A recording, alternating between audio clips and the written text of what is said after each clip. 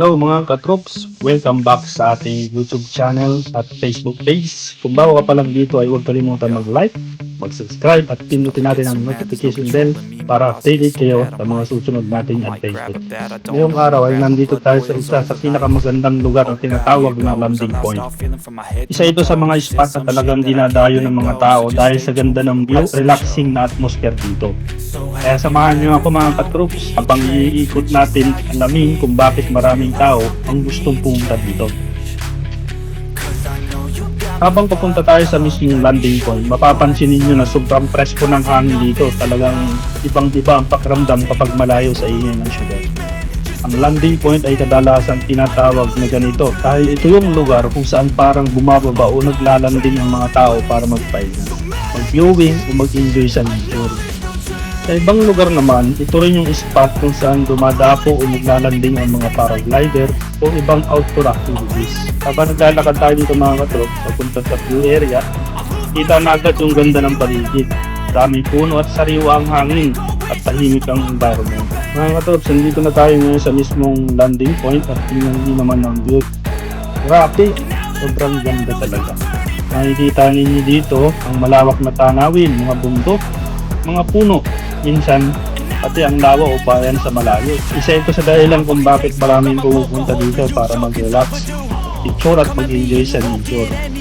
Kung mahilig kayo sa photography o sa paggawa ng content, perfect talaga ang lugar na ito. Kahit simpleng cellphone lang ang gamit ninyo, siguradong maganda pa rin ang kuha dahil sa natural na ganda ng paligid. Bukod sa pag-view ng magandang scenery, marami rin pwedeng gawin dito sa landing point mga katrops. Una, perfect ito para sa bonding kasama ang barkada o pamilya.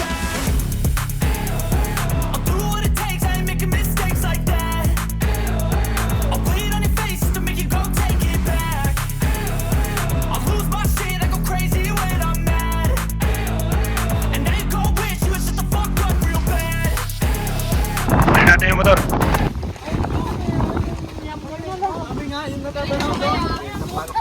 Ayan, favorito ko ito. Ano ba yan?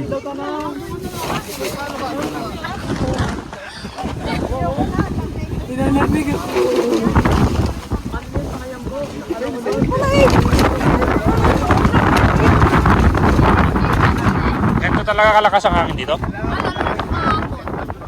Ganito din yung kalamig?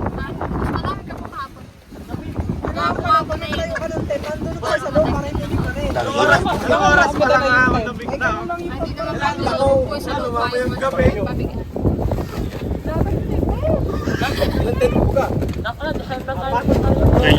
Tuwing gabi daw maganda rito yun. Opo, City Light. City Light. Magkano to? 15 po. 15? 15 po, 15. Ito lang po, 25. 25 din nila. Ako to, 25.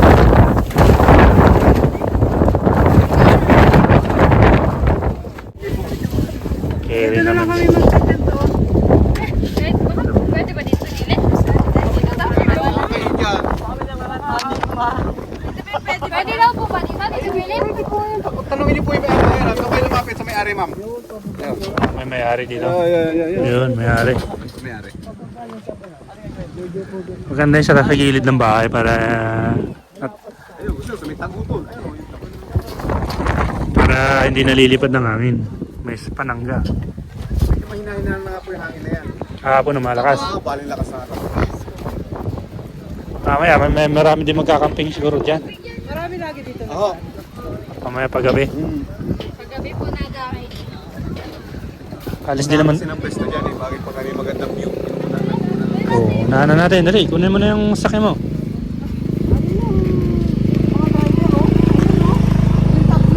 Kunin ko na yung sasakyan ko. Mamaya na, parking nyo muna dyan.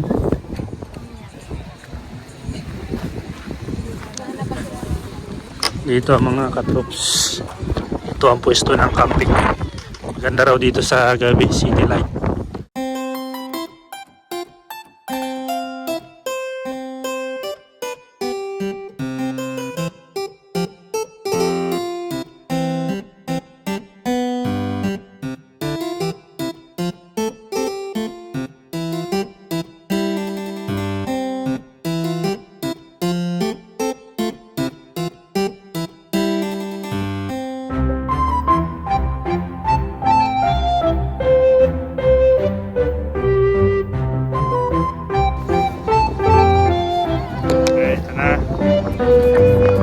Stop na.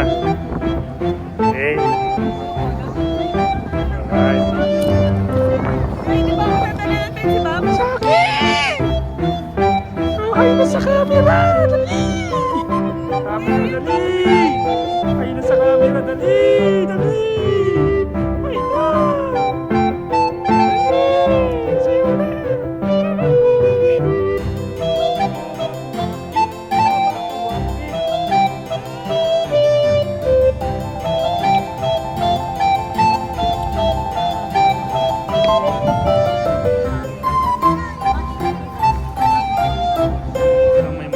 Pwede kayong mag-picture, mag-video, o simpleng magkwentuhan habang tinatanaw ang view. Pangalawa mga katroops, magandang lugar na ito para sa mga taong gusto mag-relax at mag-clear ng isip. Minsan kailangan lang natin sa lugar ng tahimik at makapag-isip at makapagpahinga mula sa stress. At pangatlo mga katroops, para sa mga adventurous naman, may mga lugar na ginagamit ang landing point para sa outdoor activities tulad ng hiking o minsan paragliding, depende sa lugar. Habang nandito ako sa landing point, napapaisip ako kung gaano kaganda ang kalikasan natin. Minsan kahit sobrang busy tayo sa trabaho o sa araw-araw na buhay, nakakalimutan na natin ang mag-pause at mag-appreciate ng mga ganitong lugar. Ang landing point para sa akin ay parang paalala na minsan kailangan din nating huminto at huminga at tingnan ang mga bagay na nagpapasaya sa atin. Sobrang sarap lang ng pakiramdam na makita ang ganitong view habang nararamdaman mo yung presko ng hangin. Parang nawawala kahit paano ang pagod at stress. Ayan mga tops, ayan ang ating pinakamabilis na tour dito sa landing point. Kung naghahanap kayo ng lugar na pwedeng puntahan para mag-relax, mag-picture o simpleng mag-enjoy sa nature. Carmen mga katroops, pangapatan nito. Sobrang lamig dito. Ang maganda pa dito ay sunset. Sunset tapos mamaya Light City yan, makikita mo yung buong city dyan. Ayan, dito kami pumusto. Ayan. May araw dito mamaya. Pakita natin mamaya ang gabi dyan. Marami na kayo dito. Ito yung mga motor natin. Ayan. Ayan.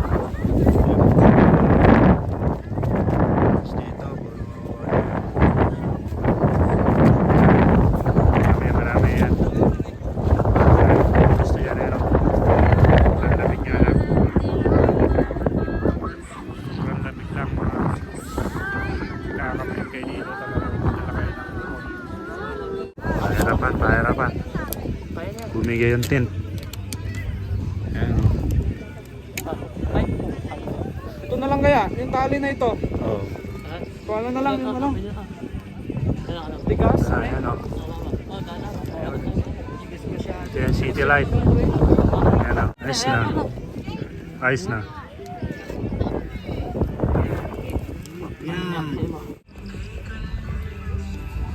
Oops.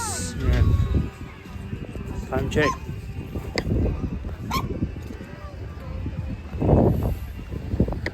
Ito. Mamaya sa gabi. Ayan o. Ito yung mga tent namin. Mahangin kasi. 1, 2, 3, 4. Meron pa doon mga nagtitent. 2. Ayan. Medyo sa gabi. Ayun, pantay-pantay doon. Meron dito, meron doon sa baba. Tapos ito yung city light. Yan. Yan ang maganda dyan, city light. Nga lang, sobrang hangin dito ngayon. Sobrang hangin. Ang entrance dito, 150. 150 per tent pala, 150 per tent. Isang motor, 20. Ang kotse, 50. Kung mapapadaan kayo sa Nagcarlan, huwag ninyong kalimutang huminto sa landing point. Hindi lamang para sa litrato, kundi para sa sandaling katahimikan. Minsan kasi, ang pinakamagandang bahagi ng biyahe ay hindi yung destination, kundi ang mga lugar kung saan tayo sandaling tumitigil. Good morning mga katroops. Ito na kami nag-init sa loob ng tent. Yan. Yung ganap. Hindi Masyado nakatulog, masyadong mahangin, malamig. Yeah.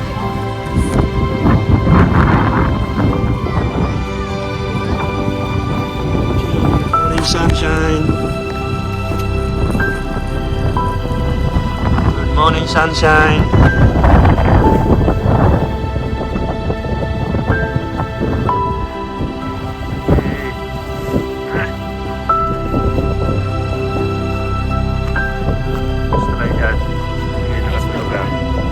Morning! Sunshine. Nalubat na rin. Dito yung motor natin. Sunshine. Nakatulog kayo dyan? Nakatulog kayo dyan? Morning. Taki, good morning. Lamig. Pakyat, tuloy. Babugi na, babugi. Yeah, yeah. Grabe.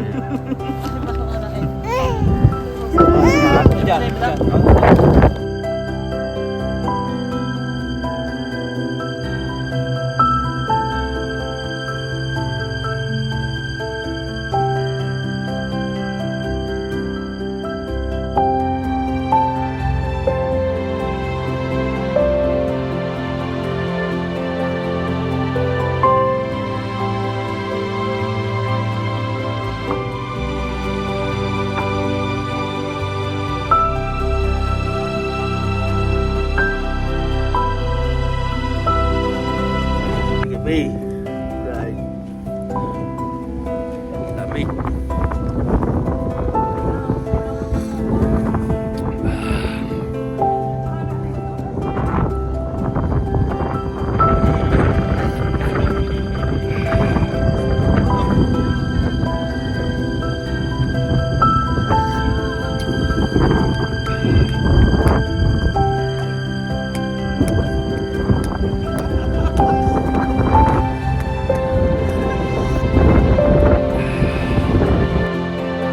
Ako nga pala si Katroops at ito ang kwento ng landing point sa Nagkarlan.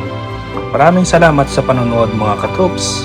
Kung nagustuhan ninyo ang video na ito, huwag kalimutan mag-like, mag-comment at mag-subscribe. Hanggang sa susunod nating kwento at adventure. Kita-kits!